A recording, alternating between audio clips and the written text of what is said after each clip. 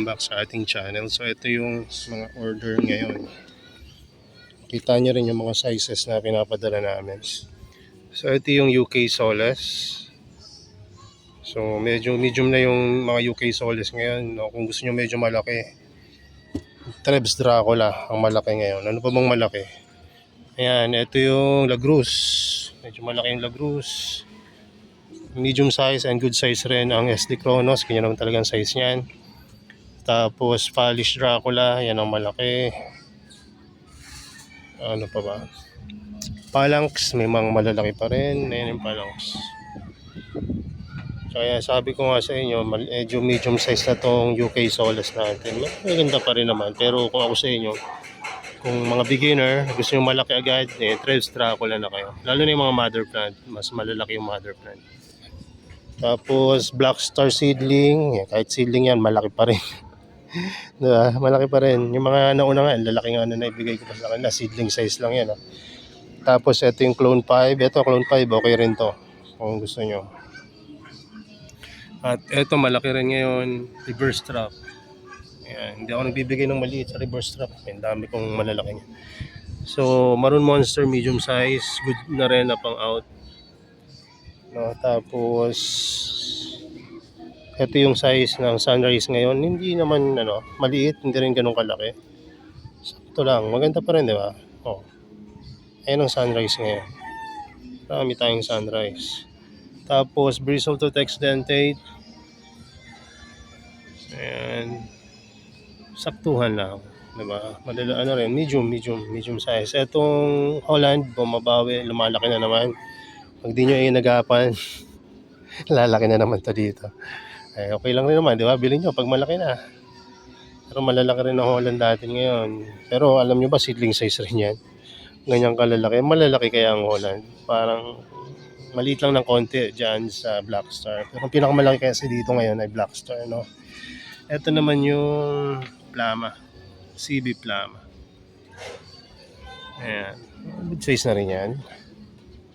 Itong Cocky Lodge, hindi na ganun kalalaki dahil medium size na. Binaba ko na presyo ng Cocky Lodge. 550 na lang sila ngayon. Pero, ayan. Medium size. Hindi na masama. Good na rin dahil dating 900 yan, naging 700. At ngayon ay 550 dahil medium size na lang ang available. Tapos Clone 3, ito yung mother plant ng Clone 3. Tapos ito yung mga available. Good for out na rin yan. So ito na lang yung natirang mga Red Piranha kasi may mga ilang bumiling Red Piranha. Kahit ngayon may bumili rin. So speaking ng iba pa, ito yung mga iba pang nabili. Vigorous. Nag-iisa na lang kasi ito. Binigyan ko siya ng mga freebies ng mga plantlets. Tapos ano pa ba to? All green. No? Pag all green, seedling size talaga. Pero malaki na rin sa 289. Hindi ka na ba matutuwa dyan? Kasi ito yung Red Piranha na order ngayon. Not bad, di ba? Tapos ano pa ba? Ito, dalawang red mouth.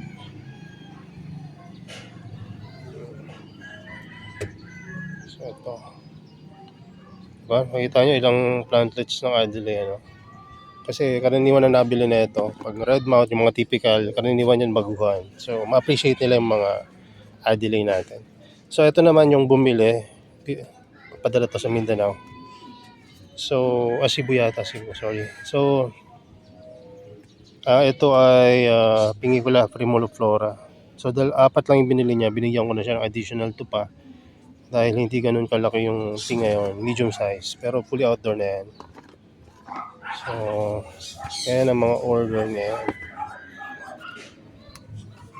So, titigan natin para mas maganda yung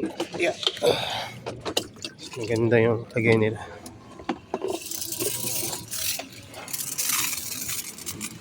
Ba't natin dinidilig bago umalis? Bukod sa para may baon silang tubig, sakaling may mga alikabok, no? Ay ma-wash para hindi maging contamination during the travel. Bukod doon, ma-wash rin yung medium kung sakaling yung medium ay hindi ka ba ganun kababa yung minerals, bumaba. Para na rin sumikip or maging firm yung pagkakatanim sa kanila. Hindi ma-uproot, no, during biyahe. Pero alam niyo ba, may ginagawa kami talaga para hindi ma-uproot, no. Tinatalian namin, no. Alam na ng mga nakabili sa amin kung paano namin tinatalian yung plants. May mga iba lang talaga. May mga natsetsempo na hinahagis talaga yung kanilang mga parcel. At nakakarating na, sira yung tali. Pero buhay pa rin. No? So, ang ano doon ay tatanim nyo lang uli. Okay na rin yun uli. So, apat yung binili nila dito na may sobrang dalawang pot.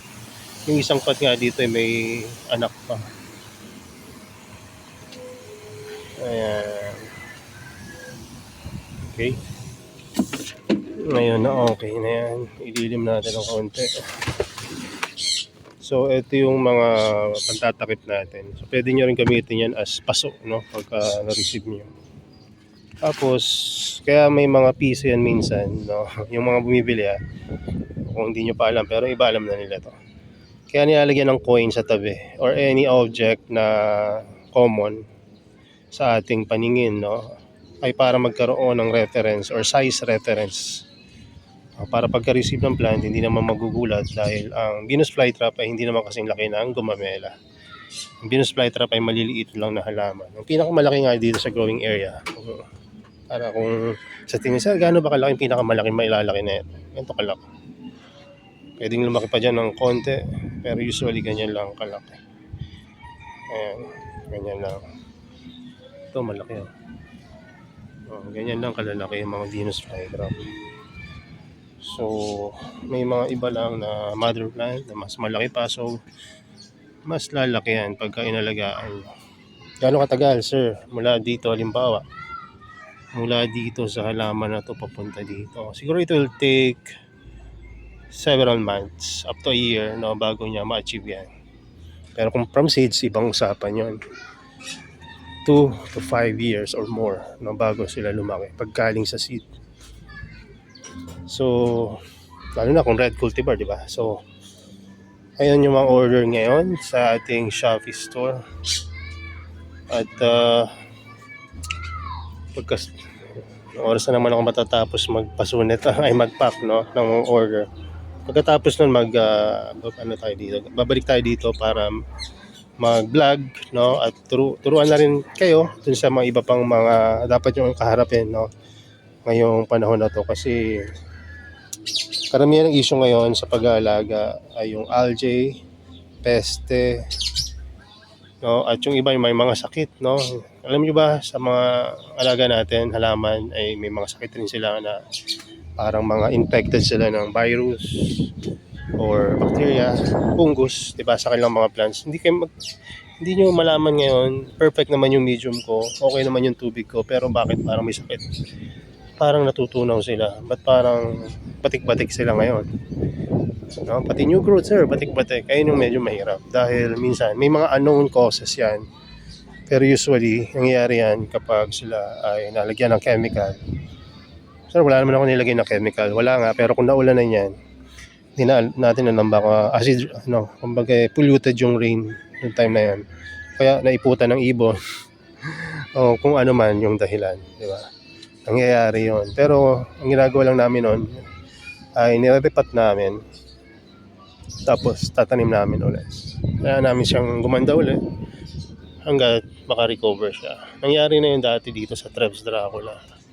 Feeling ko mauubos sila, pero huwag nyo lang sukuan, baka yun pa maging pinakamagandang cultivar na meron kayo, dahil nadinaanan niya na yung mga hirap dati, diba? So laban lang, huwag nyo isusuko yung plants. Huwag nyo rin gagalawin ng gusto, ima-murder masyado yung plants nyo. Mahalaga lang sa time na yun na ganun ang mangyari, may mga infected sila ng virus or kung ano pa, panatiling malinis yung paligid at syempre yung plants, no? At huwag muna kayong gagamit ng kung ano-anong chemicals, kasi kung gagamit kayo niyan, baka pumasok yan dahil butas-butas nga yung lip nila or damage yung lip nila, katawan ng plant, mas madaling pasukin ng chemicals yun. Eh, hindi naman intended yun mapunta sa loob ng halaman. So, lalong mamamatay. So, mas natural, na mas maganda. Live Sphagnumos, bili kayo dito. Ayan, bumili kayo dito dahil pwede nyo magamit yun. Dahil mapapansin nyo, pag may Live Sphagnumos, ay mabilis nyo silang mapapaganda, mapaparami. Pwede naman kayo bumili sa iba. Kaya lang, hindi ganito ka-healthy yung Sphagnumos na bibili nyo. So, gano'n ba ka-healthy yung Sphagnumos kung sakaling bibili kayo? Siyempre, pinaka-best sa batch. Gusto nyo, mamili pa kayo. So, usually ganito.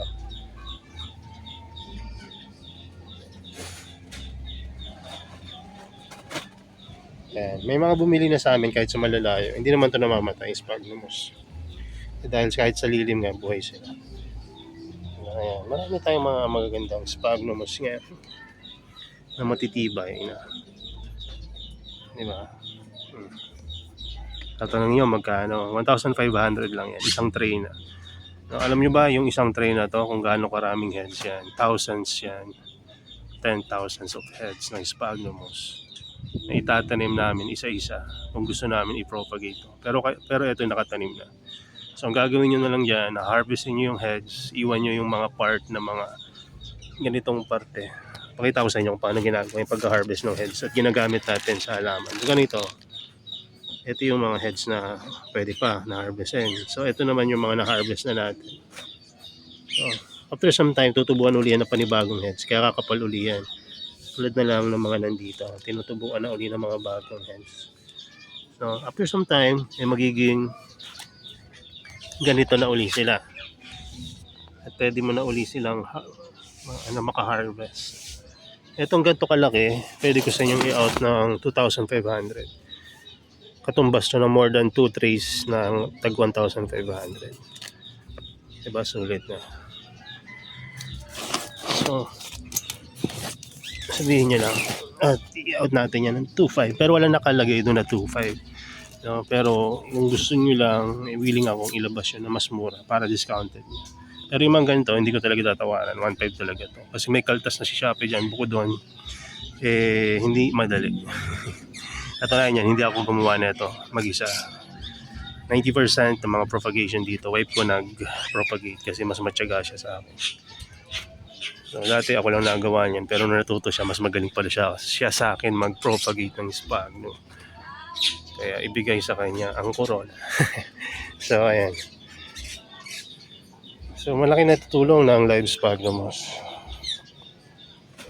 Alam yan ng mga dati na nag-aalaga at para sabihin ko sa inyo, ayun yung sekreto namin kung bakit kami nakapagpaparami ng Sphagnumos. Paano kami nakakapag-acclimate ng medyo madali.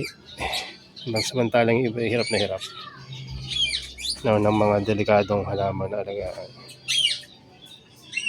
No, kahit yung pinaka-delicate na kalalabas lang sa bote, na tissue cultured plants, pwede mong ma-acclimate agad.